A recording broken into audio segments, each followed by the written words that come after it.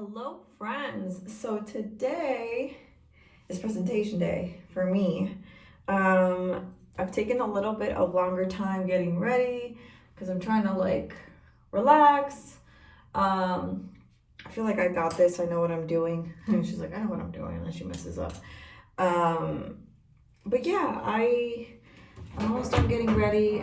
I'm gonna probably head downstairs a little bit, and I have to print off my outline that I'm gonna read out loud.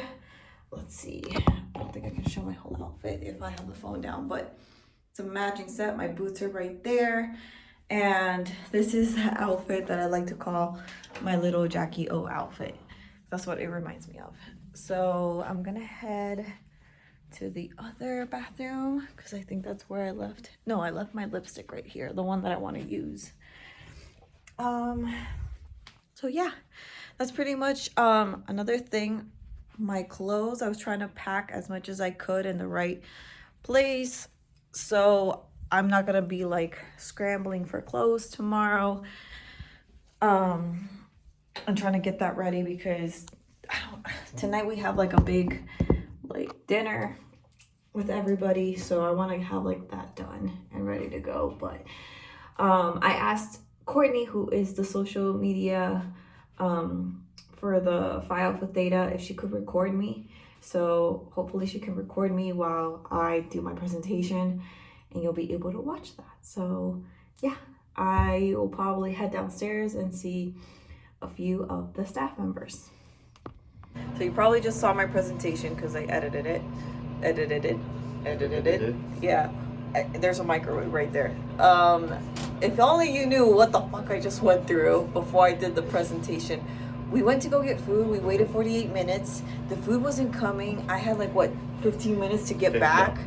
And then not only that, print my paper. So I left early, and I'm not even halfway back to the hotel, and I was my flash drive. Cassie I has had my the set of keys to get the flash drive, so I had to sprint in 3 minutes back. Dude, you sprinted, and I was like, where did he go? Oh no, I sprinted for you. I sprinted all the way there, out of breath.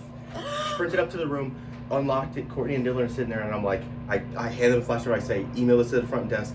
Give me the flash drive. I'm gonna run to the business printer to check it. Whoever prints it faster, give it to Zofia first. Yeah, and then I came back with Michelle. Michelle had all the food, and I'm running back with Michelle, and then I had to pee.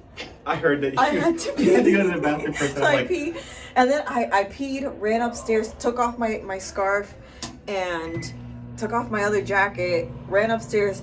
Literally, I think it was... You walked to the door, I handed you the paper. You handed me the paper, and then Courtney was like, do you want snacks? You want what? I was like, I just need water. And I grabbed the water, ran inside, went to the podium. I was so out of breath, and I went first. And I felt like I was going to pass out through the presentation. I don't know how I didn't, honestly. You're fine. But I was about to pass out. Literally. You did not look to anybody that you were going to pass out. But I was talking fast because I didn't know how many minutes you either get to the end or you pass out. Either way, the presentation's over. Yep. And now we're heating up the food that we didn't get to eat. And I'm going to give that place a bad review because they took forever. All right. So, time to heat up mine. Welcome to panel 51, Immigration. My name is Kim Morse, Professor of History at Washburn University, and it has been my privilege to read their work and get to know them a little bit in the last couple of days, as they are both graduate students or going to become soon to become graduate students.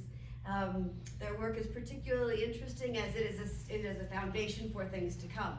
And as they are graduate students or going to become graduate students, instead of refraining from most comments as I usually do with undergraduate papers, I'm gonna add a little bit more, but still leave most of the time for conversation, because in all things in Phi Alpha Theta, the conversation with the audience is so much more interesting. And the papers are gonna give us a lot to talk about today. So first up is Sofia Pastero. She graduated with her master's from the University of South Florida in 2021. She is pursuing a PhD at TCU. She is also a staffer for Phi Alpha Theta, working specifically with the historian, but has been running her little fandani off the last few days here. So give her thanks for all of the work that she has done to help us have a great conference. Very much appreciate her work in that. What we are going to hear today is an extremely edited version of her master's thesis, which informs what the doctoral research will become.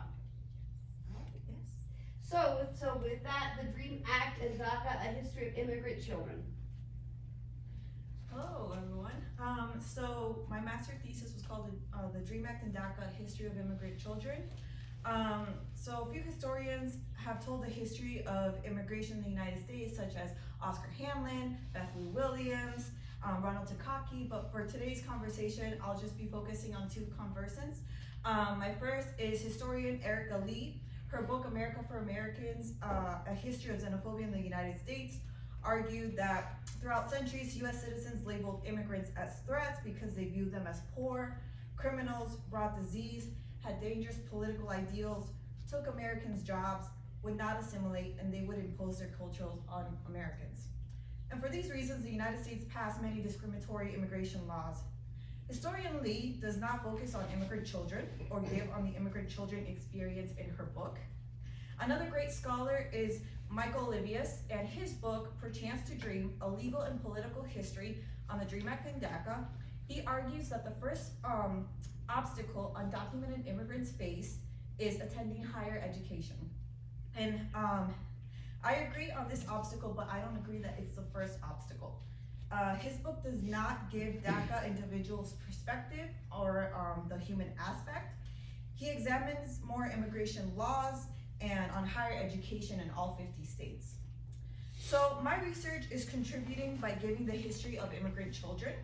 Many historians that study immigration history focus just on male immigrants or the family as a whole, but they don't focus on immigrant children, and I do with my research. I give in-depth information on immigration laws and court cases in the 20th century and how they affected immigrant children at the time. That becomes the foundation to the 21st century and the introduction to the DREAM Act. Some of the sources and methods that I have, I fully examined congressional records on the DREAM Act from the years 2001 to 2010. I also examined senator speeches that were made on the Senate floor and in the media. I incorporated newspaper sources such as the Washington Post, the New York Times, Los Angeles Times. I interviewed 3 individuals who immigrated to the US as children and were undocumented and then had DACA.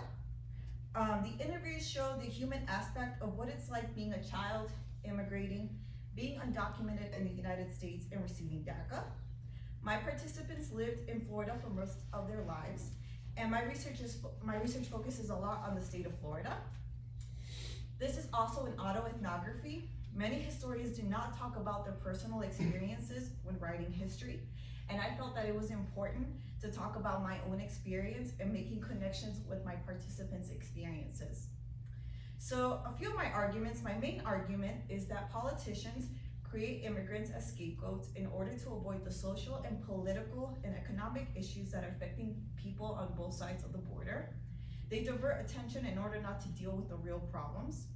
My historical argument is that there is a political usage of immigrant children throughout the DREAM Act and DACA, and from senators who are in favor of it and who are opposed to it. I argue that there are 3 obstacles that undocumented immigrants face. 1 is obtaining a driver's license, 2 is getting a job, and 3 is attending higher education. So my thesis is laid out in 3 chapters. Chapter 1 is immigration laws and their effects on immigrant children. I'll quickly focus on late 20th century and immigration law and court cases that documented immigrant children living in the US. The first is Toll versus Moreno. This was in 1979. It deals with higher education for immigrants in the state of Maryland. The Supreme Court stated that the University of Maryland had no reason to deny in-state tuition for the proper proof of residency that can be shown. Each state has their own laws regarding in-state tuition for undocumented immigrants. The second would be Plyler versus Doe, which was in 1975. The Texas legislature enacted laws that granted school districts the authority to deny to undocumented children enrollment. Undocumented children were forced to pay tuition to attend public schools. And in 1982, the Supreme Court ruled that undocumented children have the right to receive public education. Proposition 187 denied undocumented immigrants essential health, public education, and emergency medical services, but this was blocked by a federal judge because it was considered unconstitutional. The Gallagher Amendment was something that would have allowed states to decide if they wish to pay for education for undocumented immigrant children. Half of the Senate was opposed to the amendment, but it would allow states to deny public education to children who were brought to the United States illegally, but it failed to pass. Chapter 2, the history on the DREAM Act and DACA. In 2001, Republican Senator Orrin Hatch and Democrat Senator Richard Durbin announced the development, relief, and education for alien minors known as the DREAM Act. The DREAM Act is supposed to provide a path to citizenship for immigrants that were brought to the United States as children. However, the act sat in Congress for 6 years, until 2007, when the DREAM Act went for a 20-minute debate on the Senate floor. And in this debate, we hear those who are in favor and those who are opposed of the DREAM Act. We see this political usage of immigrant children in this debate. And with those opposed, we hear historian Erica Lee's argument on immigrants being a threat to the United States. Those in favor argue how immigrants will help the United States. These immigrant children will join the military and help the economy and continue higher education. You know, if they give them a path to citizenship, this is how they will help us in our country. It's what they can do for us. The DREAM Act failed in 2007, and it failed again in 2010.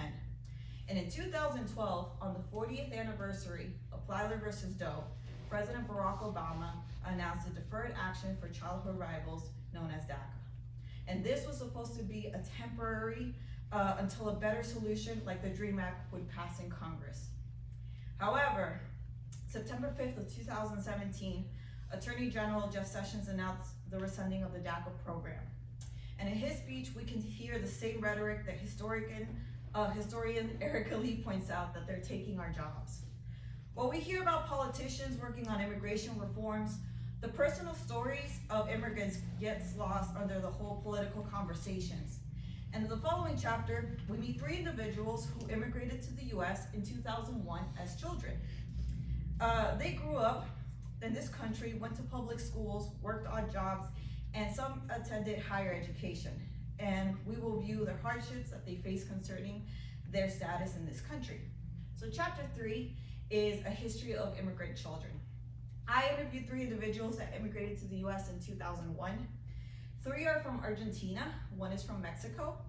Alejandro was 4 years old when he immigrated. Carl was about 8 or 9. Nick was 11, and I was 6 years old. Remember, the DREAM Act was introduced in 2001, and we immigrated in 2001. So everyone basically shared their life experiences, favorite and sad memories from their country of origin, immigrating experience, assimilating, living as undocumented immigrants, and having DACA.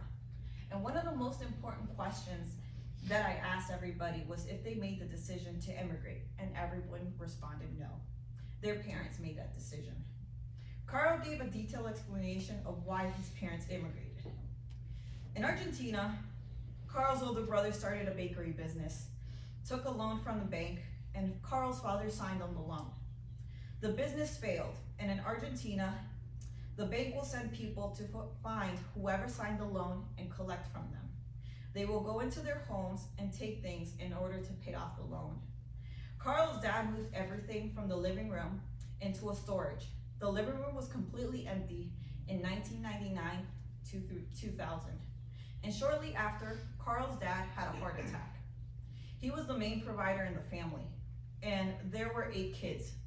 4 of them were grown-ups, they had families on their own. 4 were minors, 3 were teenagers, and 1 child was Carl. Carl's mother didn't work, she took care of the children. And once Carl's dad recovered, he tried to go back to work, but they didn't want him because he had a disability. And he was 50 years old, and he was considered too old to go back to work. As a parent, you have to ask yourself, what do you do? So his parents decided to come to the United States, where they had the opportunity to provide for their children. I asked everyone as children, did they understand the reason for immigrating? Alejandro and I responded, no, we didn't know what was going on. Alejandro said he thought he was going to Disney World. Nick understood, he was a little bit older. He understood that he and his family were less fortunate than others. And Carl understood as well from speaking and like hearing adults. But he said the whole process of it was fast. And when he was telling his friends, he said, I think I'm moving, I'm not really sure. In this chapter, we see the three main obstacles, which is obtaining a driver's license. In the state of Florida, people can get a permit at the age of 15 and then a license, but undocumented immigrants cannot do that because they need a social security number when applying to get a license, which they do not have. You know, as teenagers, they grow up to see their classmates being able to drive and they miss out on this experience.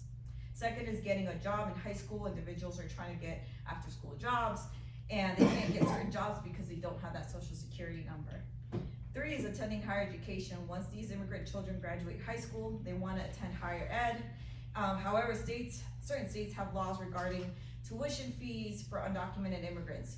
In the state of Florida, the in-state tuition waiver was introduced in 2014.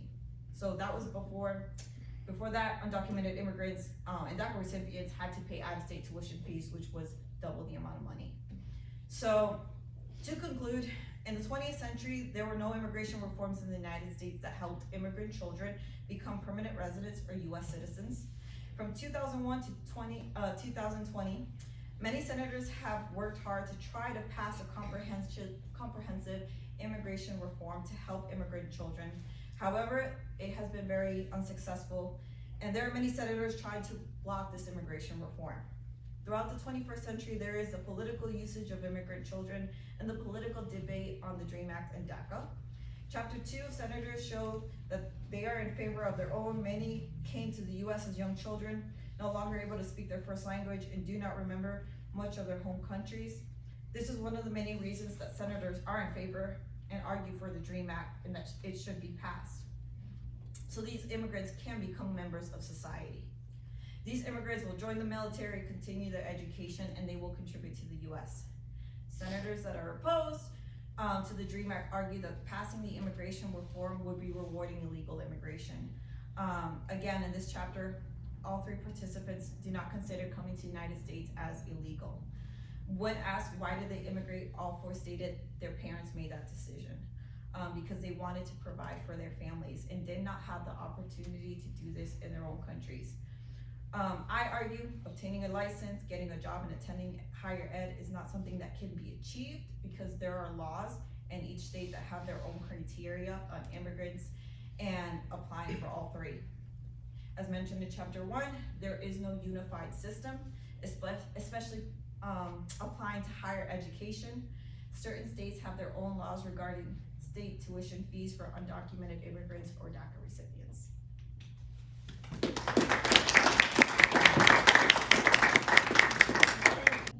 And with that, all the questions. Please. Yes, sir. This can be fielded to either one. I'm interested in the social cultural aspect of receiving independence and receiving integration into the social status structure, but how does that impact children when that comes to giving them access to education, where then, since they are no longer segregated or they get access to freedom, does that restrict their traditions and their cultural access? And do you notice that as they gain these freedoms into a new society, do the children by proxy restrict themselves from the expression that their parents wanted them to hold on to? Is that to both of them? Yes, it is to both, because there's a lot of overlap, and I didn't want to restrict to just one. Yeah, I mean, I look at a little bit about my participants and what they told me in the research, and, you know, their families wanting them to keep their culture, you know, like being told at home you need to speak Spanish so that they won't forget their native language, but outside of the home, make sure you speak English, and learning English, and coming back home, you have to speak Spanish, you know, and keeping those traditions and those values. I know Carl talks a lot about that, about being Argentinian and drinking mate, which is such a traditional drink in Argentina. So I think a lot with it overlaps with yours as well, is the identity part. It's having such a mixed identity, a dual identity. I talked this a lot about in my undergrad thesis, but it still shows in my master's of trying to balance that out in society. Other questions? Alright, sorry, it's a complex idea, I'm trying to form that here, so I wrote down some things. It's for Sophia. So much of immigration deals with race, and historically, there's an evolution of racial identity. And with that in mind, is there room in your work to discuss other immigrant children outside of, let me make sure I get the correct term, that like Hispanic, South American migration? And then that also came up with this question of like, what are the rough percentages of non-documented immigrants by race? Because obviously, I think your work is dealing with non-documented immigrants, correct? Not legal immigrants? I'm dealing with DACA recipients. So DACA recipients? Yeah. And I'm just trying to get clarification, is that if they're documented or not documented? So DACA recipients don't have a path to citizenship, but Okay. they also are not undocumented because they are not, they basically avoid deportation, so DACA gives them that relief of being deported. Okay. Yeah, so they're in a limbo, Okay. really, yeah. Yeah, and so I'm ignorant about that, but I'm just No. curious about, so like my brother-in-law was born in Poland and moved here. So I'm just curious about other children's experiences with immigration, if Yeah. there's any room in your work for that. Absolutely. So, so for my master thesis, I had about 9 months to research this and write it while taking grad classes and being a TA and an RA. It was a lot. I didn't. A lot of coffee. But for a master thesis, I was told just keep the study like small, especially if it's just one chapter. But for what I heard for a dissertation, you should probably have maybe 20 participants.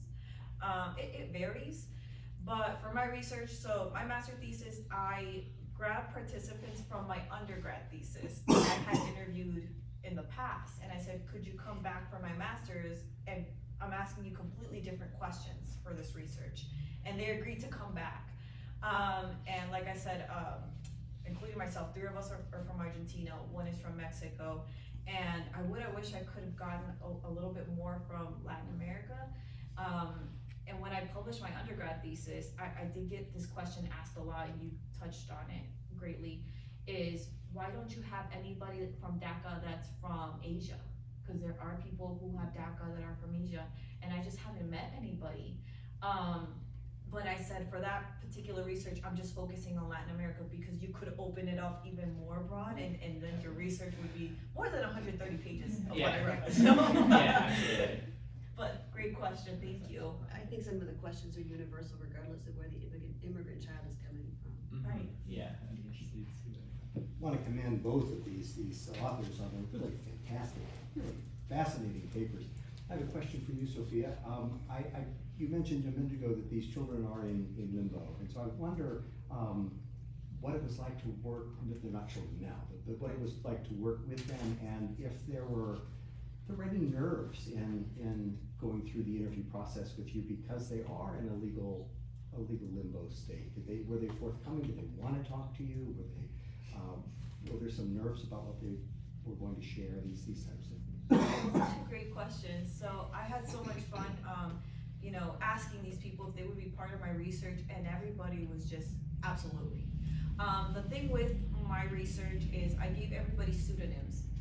So I'm protecting their identities. I am keeping, locations private as well. But they can come out and say, I am Nick from Sophia's research. But that's, up to them if they want to do that. It was really interesting because I know these individuals.